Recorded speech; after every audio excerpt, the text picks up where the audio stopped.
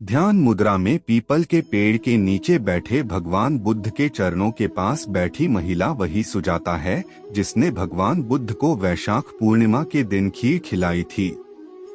इसी दिन उन्हें ज्ञान की प्राप्ति हुई, जिसकी तलाश में वह वर्षों से भटक रहे थे, शरीर को यातनाएं दे रहे थे, उपवास रख रहे थे। सुजाता को हम केवल उस महिला के रूप में जानते हैं जिसने बुद्ध को खीर खिलाई थी। हालांकि उनका योगदान बस इतना भर ही नहीं है। सुजाता की खीर ने भगवान बुद्ध के जीवन को नई दिशा दी। आत्मा पर शरीर का आवरण चढ़ जाने से जीव स्वयं को शरीर मान बैठता है। फिर प्राप्त शरीर को एक सांसारिक नाम प्रदान कर दिया जाता है। उस सांसारिक नाम के संबोधन को ही वह अपना संबोधन मान बैठता है। यहीं से जीव के साथ गड़बड़ी प्रारंभ हो जाती है। जीवन भर इसी भ्रम के साथ जीव की स्थिति बनी रहती है। चूंकि असत्य के साथ जीवन का प्रारंभ होता है, इसलिए असत्य को सत्य मानकर वह उससे जीवन भर संयुक्त रहता है। इस कारण अपने केंद्र से दूर होता जाता है।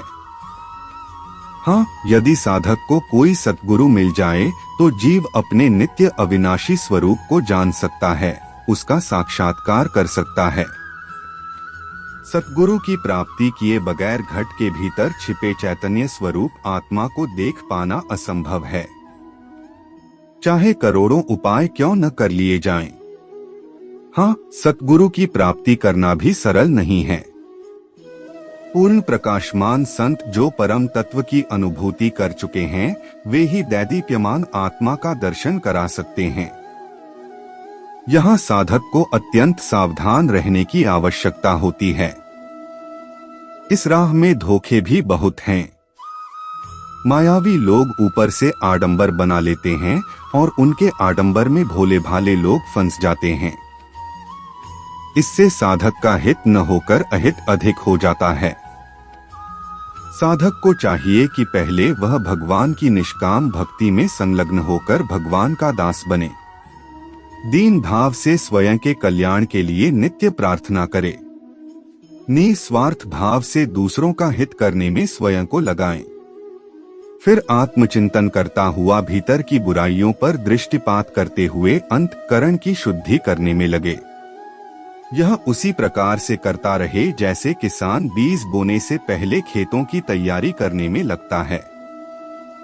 फिर परमात्मा की ओर से सद्गुरु की व्यवस्था स्वमेव हो जाएगी। भगवान स्वयं अपने भक्त को तत्वज्ञान प्राप्त करने के लिए सद्गुरु की व्यवस्था कर देते हैं। यही पूर्व से चली आ रही सत्य प्राप्ति की परंपरा है। इसके अतिरिक्त भटकने से जीव अपनी ही हानि करता रहेगा। इसलिए साधक को चाहिए कि वह भ्रमित न हो। यह ठीक समझ लेना चाहिए कि इस संसार में उसका हित करने वाला कोई नहीं है, मात्र एक ईश्वर के। इसलिए उसी की शरण में जाकर अपने मन को निर्मल करने में लग जाएं। आपको सद्गुरु की प्राप्ति हो जाएगी और सद्गुरु की कृपा से फिर ईश्वर की अनुभूति होगी। अनुत्तरित प्रश्नों का उत्तर तलाशने के लिए पत्नी यशोधरा और पुत्र राहुल को छोड़ राजकुमार सिद्धार्थ से बुद्ध एक भिक्षु बन गए थे। कठोर तप और हठ योग के कारण शरीर से दुर्बल हो चुके बुद्ध को उस खीर से जीवन के प्रति संतुलित नजरिया मिला। तभी तो उन्होंने मध्यम मार्ग चुना, यानी जीवन में संगीत के लिए वीणा के तारों को इतना भी न कसो कि वे टूट जाएं और इतना भी ढीला न छोड़ो कि उनसे कोई स्वर न निकले। कौन थी सुजाता? बौद्ध ग्रंथों से लेकर सांची और भरहुत स्तूप के तोरण और दीवारों पर उकेरी गई बुद्ध की जातक कथाओं में स्थान पाने वाली सुजाता को बस हम इतना ही जानते हैं कि उसने जिस दिन भगवान बुद्ध को खीर खिलाई थी, उसी वैशाख पूर्णिमा की रात उन्हें ज्ञान की प्राप्ति हुई थी। बौद्ध कथाओं और ऐतिहासिक साक्ष्यों के अनुसार सुजाता बोधगया के पास सेनानी गांव के ग्राम प्रधान अनाथपिंडिका की पुत्र वधू थी। स्वभाव से उद्दंड, चंचल और अहंकारी स्वभाव वाली सुजाता ने मनौती मांग रखी थी कि पुत्र होने पर वह गांव के वृक्ष देवता को खीर चढ़ाएगी। पुत्र प्राप्ति के बाद उसने अपनी दासी पूर्णा को उस पीपल वृक्ष और उसके आसपास सफाई के लिए भेजा जिसके नीचे बुद्ध ध्यान मुद्रा में बैठे थे। पूर्णा बुद्ध को वृक्ष देवता समझ बैठी और दौड़ती हुई अपनी स्वामिनी को बुलाने गई। सुजाता ने वहां आकर बुद्ध को सोने के कटोरे में खीर अर्पण कर कहा, जैसे मेरी पूरी हुई, आपकी भी मनोकामना पूर्ण हो। हठयोग पर बैठे बुद्ध ने उरुवेला नदी में स्नान के बाद खीर ग्रहण कर 49 दिन बाद अपना उपवास तोड़ा। उसी दिन बुद्ध को लगा कि अति किसी भी वस्तु की ठीक नहीं। पंजाब केसरी बुद्धा पूर्णिमा। बुद्ध के उपदेश ने बदल दिया सुजाता का स्वभाव। बौद्ध साहित्य के अनुसार ज्ञान प्राप्ति के बाद भगवान बुद्ध एक दिन सुजाता के घर गए। वहां झगड़ा हो रहा था। सुजाता के ससुर ने बताया कि उनकी बहू झगड़ालू और अहंकारी है। वह किसी का कहा नहीं मानती।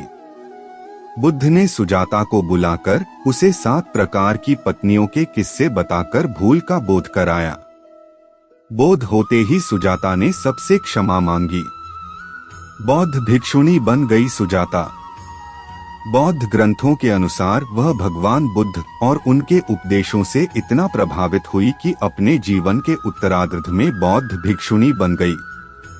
ऐतिहासिक साक्ष्यों और बौद्ध साहित्यों के अनुसार भिक्षुणी बनी सुजाता ने भगवान बुद्ध की मौजूदगी में वैशाली के निकट एक बौद्ध विहार में अपने जीवन की अंतिम सांस ली। बौद्ध ग्रंथ थेरी गाथा में बौद्ध भिक्षुणियों के साथ भिक्षुणी सुजाता का भी उल्लेख आता है।